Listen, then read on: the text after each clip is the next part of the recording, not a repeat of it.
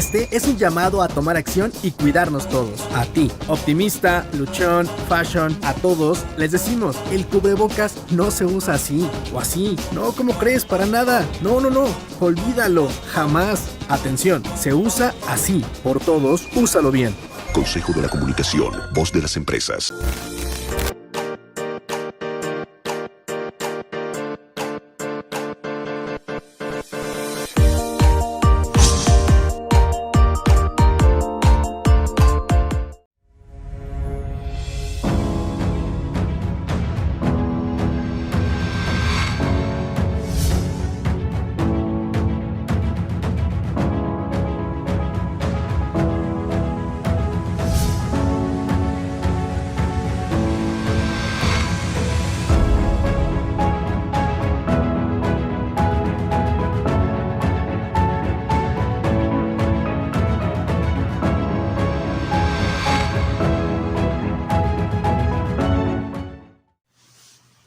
Hola, bienvenidos a una emisión más de La Palabra Compartida.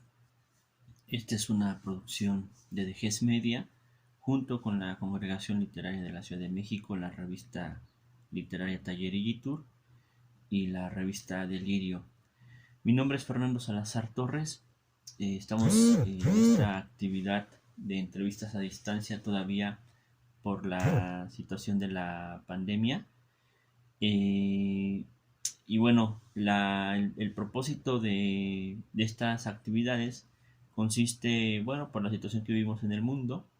La pandemia ha mermado las actividades y tenemos que mantenernos en casa, este proceso de confinación. Bueno, pues siendo así, vamos a iniciar con esta entrevista. Hoy vamos a hablar con una poeta italo-mexicana, aunque nació en Italia, en Roma, lleva mucho tiempo en México. Ella es poeta, se dedica también, bueno, un poco también a la investigación de la literatura. Ella es Encia Verducci. Y sin más, bueno, Encia, muchas gracias por aceptar esta pequeña entrevista a distancia. Durante mucho tiempo habíamos intentado hacer la entrevista hasta que finalmente, bueno, ha sido posible. Encia, a propósito de tu trayectoria y desarrollo literario, platícanos cuántas etapas, si es que las hay, cuántas consideras que existen etapas a lo largo de tu obra, y cada una de estas etapas, ¿qué características tienen? Creo que hay tres etapas en mi trabajo. La primera es de los tempranos 90, que es Cartas de Usurpación, que fue un libro que editó la UNAM en su colección El ala del tigre. Fue un libro que escribí como un torrente en 3 meses. De hecho, yo estaba con la beca del Centro Mexicano de Escritores escribiendo una novela y empezaron a salir cosas que nada tenían que ver con la novela y lo empecé a poner en post-its en las paredes del departamento que vivía entonces y de pronto empecé a juntarlos y yo no sabía muy bien qué era. Hasta que don Guillermo Fernández un día revisó lo que yo había escrito y me dijo, bueno, estos son poemas en sí, y que tienen que ver con la experiencia, mi experiencia como migrante. Después vendría una segunda parte, que es la del Bosque de la Hormiga, que es un libro de 2002, de Ediciones Sin Nombre, donde yo siempre he reconocido que esa es mi voz. De pronto es una voz sutil, pero al mismo tiempo irónica, que se ríe mucho de lo que yo soy, que ve las cosas a la distancia, pero a la vez con una reflexión, y que era completamente distinto al anterior libro. Yo siento que a partir de ahí fue mi voz. Y luego la tercera voz, o lo que yo reconocería, que es Nanov. Pero Nanov tiene un antecedente. que es un libro sobre Houdini, que no se ha publicado, que lo trabajé muchísimo, pero que empecé a trabajar con este sistema como de investigación, haciendo esquemas, pensando mucho el poema.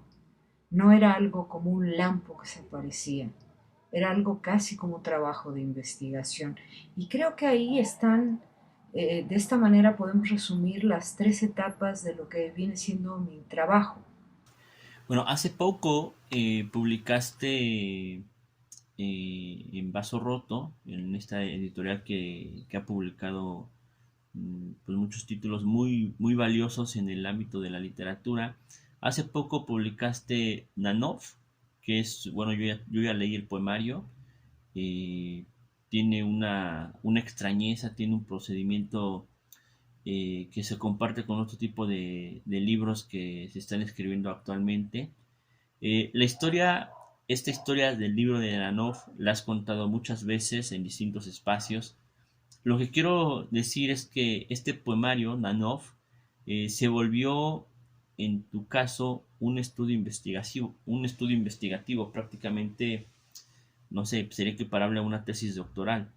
¿Cómo fue el proceso de construcción de la voz en el poema y de la construcción del libro en sí mismo? Pues sí, es una gran pregunta. Lo he explicado antes cómo se dio el poema de Nanov, el libro de Nanov, la anécdota, pero cómo se construyó el poema. Creo que después de haber escrito el primer diálogo en el psiquiátrico de Volterra y tener esa estructura de poema entrevista donde sabemos las respuestas pero no sabemos las preguntas, entendí que había que hacer, que tenía que ser un conjunto de cinco diálogos, donde Nanov explicara a través de las mismas preguntas, pero con distintas respuestas, eh, poéticas, por supuesto, tenía que explicar su tiempo, su espacio y su circunstancia. Eso me parecía sumamente importante. Cómo construir la voz poética, creo que eso fue lo más difícil. Había que entrar en la cabeza de un hombre que era alienado y que veía el mundo muy distinto a como lo ve el resto de la humanidad. Eso no fue nada fácil. Eh, Tuve que prepararme con muchas lecturas, tú mismo lo has dicho en tu pregunta, hubo que casi parece una tesis de doctorado. eh, Fue un trabajo de 10 años entre la investigación y la construcción de la voz poética. Llegó un momento en que yo dejé de ser yo para ser Nanov, para ser Fernando Oreste Nanetti. Creo que era la única manera de poder construir esa voz poética, de ver el mundo, de pensar como él, de, de tratar de salvarse, si es que había salvación en su mundo, como hoy me pregunto si hay salvación en el mío, desde su punto de vista, desde su perspectiva, ¿no? Y desde su momento. Era importante que yo no entendiera su voz, sino que me convirtiera en su voz. Y eso fue lo que hice en la medida de mis posibilidades, ¿no? Fue un proceso muy largo, 10 años, y hoy hay momentos en ese poema que me pregunto de dónde vino esa voz. Yo creo que él vivió en mí, o yo viví en él, no lo sé. Después de este libro de Nanov, todo autor después que termina una obra trascendental e importante, de algún modo cierra un ciclo. Y yo tengo la sospecha que Nanov cierra un ciclo en tu obra, en tu trayectoria, porque te ha llevado bastante tiempo, trabajo, esfuerzo, energía. ¿Qué preocupación tienes ahora respecto a la poesía? ¿Qué escribirás próximamente?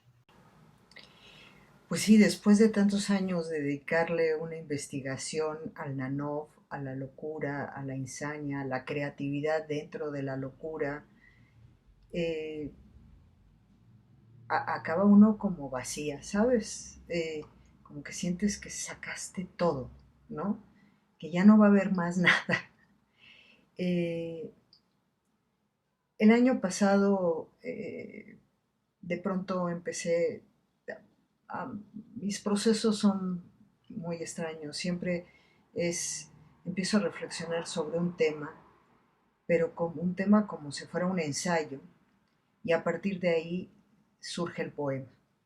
Eh, y empecé a pensar en los sueños más que nada de los migrantes más que nada de la península de Yucatán, de los que se quedaban en la península y de los que se iban a Estados Unidos.